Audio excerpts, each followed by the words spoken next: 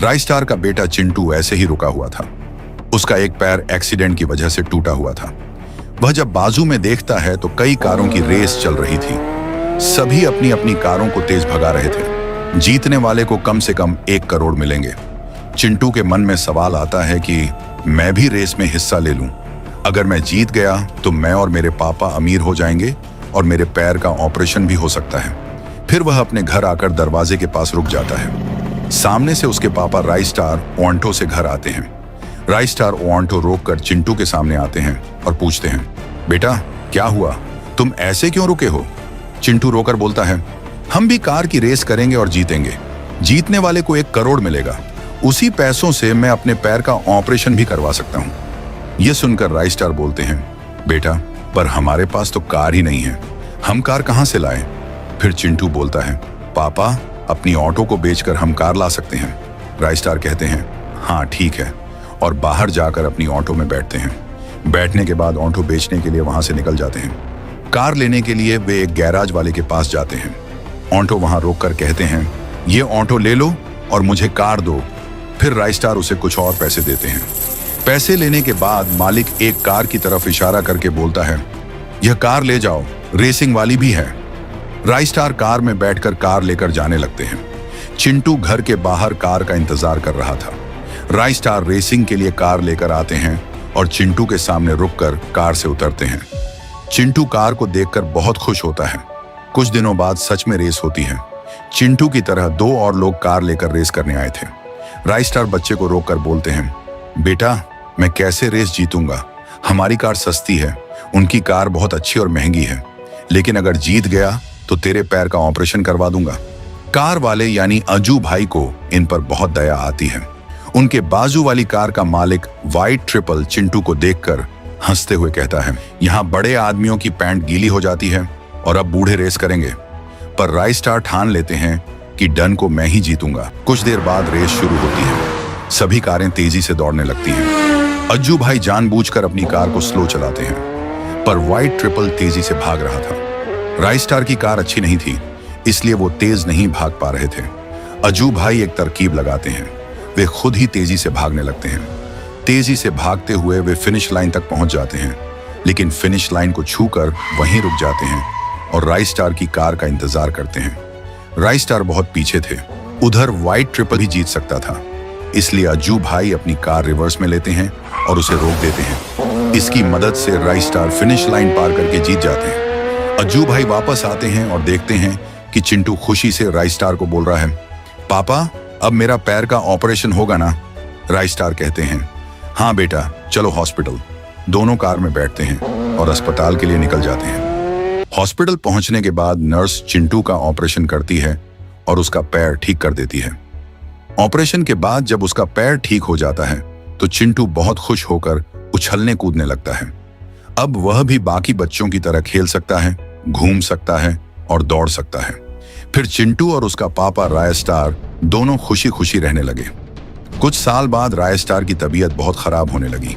वह कई दिनों से खांस रहे थे और खांसते खांसते उन्हें सांस लेने में भी बहुत दिक्कत होने लगी थी। ये देखकर चिंटू की आंखों में आंसू आ गए। वह तुरंत अपने पापा को सहारा देकर अस्पताल ले आया। अस्पताल में नर्स ने रायस्टार को उपचार के लिए इलाज अंदर चालू किया।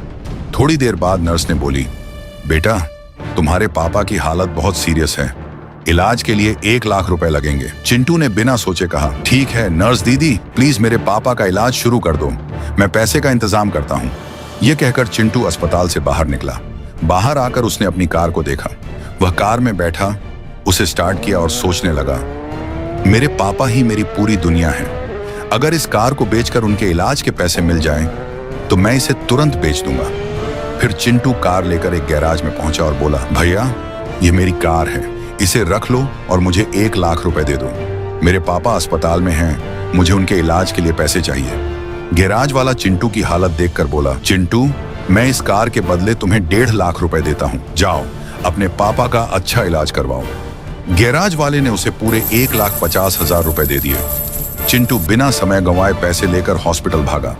वहां पहुंचकर उसने नर्स को पैसे देकर कहा, ये लो दीदी, इसमें 1.5 लाख रुपए हैं, प्लीज मेरे पापा का इलाज जल्दी कर दो, मेरे पापा के अलावा इस दुनिया में मेरा कोई नहीं है। नर्स ने पैसे लेकर कहा, ठीक है बेटा, हम तुरंत इलाज शुरू करते हैं। कुछ घंटे इलाज करने के बाद रायस्टार की हालत सुधरने लगी और वह धीरे धीरे बैठ गए। उन्हें ठीक होता देख चिंटू खुश होकर उनके गले लग गया। लेकिन कुछ साल बाद कार भी बिक गई थी और उनके पास ऑटो भी नहीं बचा था। काम धंधा बंद हो गया और हालात इतने खराब हो गए कि चिंटू और उसका पापा दोनों बहुत गरीब हो गए। उनके पास खाने तक के पैसे नहीं थे, इसलिए उन्हें सड़क किनारे बैठकर भीख मांगनी पड़ती थी। इसी तरह दिन गुजरते जा रहे थे। एक दिन उसी गरीबी में रायस्टार का छोटा बेटा स्कूल जा रहा था। स्कूल पहुंचते ही चिंटू उदास खड़ा था। उसने देखा कि बगल में एक चमचमाती कार आकर रुकी। उसमें से एक अमीर लड़का अपने पापा के साथ उतरा। अमीर लड़के के पापा ने उसे स्कूल जाने के लिए बाय कहा और चले गए। अमीर लड़के ने गरीब लड़के को देखा और तुरंत ही उसका मजाक उड़ाना शुरू कर दिया। ओए गरीब, तेरे पास तो ये फटी पुरानी शर्ट है, देख मेरी कितनी बढ़िया कार और कपड़े हैं। कहकर अमीर लड़के ने उसे गरीब बोलकर खूब चिढ़ाया। अमीर लड़का हंसता हुआ स्कूल के अंदर चला गया। गरीब लड़का बहुत दुखी हुआ और उसका मन भारी हो गया। फिर वह भी धीरे धीरे स्कूल की तरफ बढ़ा। अगले दिन गरीब लड़का स्कूल जाने के लिए घर से बाहर निकला और अपने पापा को प्यार से बाय बाय किया। उसी पल वही अमीर बाप बेटा वहां आ गए। अमीर लड़के ने फिर से ताना मारा और इस बार तो उसके पापा ने भी गरीब लड़के के पापा का मजाक उड़ाना शुरू कर दिया। वे दोनों खूब हंसे और हंसते हुए वहां से चले गए। 20 साल बाद समय बीता और 20 साल बाद वही अमीर लड़का बड़ा हो चुका था। एक दिन वह अपने घर में खड़ा था जब उसने एक लड़की को इशारा करके अंदर बुलाया। लड़की अंदर आई और उसके सामने रुक गई। लड़की ने अपने बैग से गुलाब का फूल निकाला और मुस्कुराते हुए बोली, बेबी आई लव यू, कैसे हो तुम? लड़का भी मुस्कुराया और बोला, आई लव यू टू। लेकिन अगली ही पल लड़की ने उसके पिता की तरफ उंगली उठाकर घृणा से कहा, बेबी ये बूढ़ा कौन है, इसे घर से निकाल दो, तभी मैं तुम्हारे साथ इस घर में रहूंगी। लड़का बहक गया। गुस्से और अंधी मोहब्बत में उसने और उस लड़की ने मिलकर अपने ही पापा को बुरी तरह पीटा। मार मारकर दोनों ने उन्हें घर के बाहर निकाल दिया। पापा लड़खड़ाते हुए सड़क पर आए ही थे कि एक तेज रफ्तार कार ने उन्हें टक्कर मार दी। वे वहीं बेहोश 10 होकर गिर पड़े।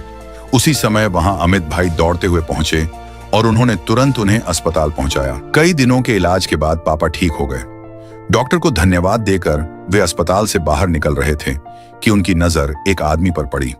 वह अस्पताल के अंदर जा रहा था और डॉक्टर को खाना दे रहा था। पापा रुक गए। उन्होंने ध्यान से देखा। वह चेहरा जाना पहचाना था। वह आदमी कोई और नहीं, वही गरीब लड़का था जिसे कभी उन्होंने अपने बेटे के साथ बचपन में देखा था। अब वह बड़ा होकर एक सफल डॉक्टर बन चुका था और उसके साथ जो आदमी था वह उसका अपना पापा था, जो प्यार से अपने डॉक्टर बेटे की मदद कर रहे थे। दोनों के चेहरों पर सम्मान, अपनापन और गर्व साफ दिख रहा था। उस दृश्य को देखकर अमीर लड़के के पापा की आंखें भर आईं, क्योंकि उन्हें पहली बार समझ आया कि असली अमीरी पैसों में नहीं बल्कि संस्कारों में होती है।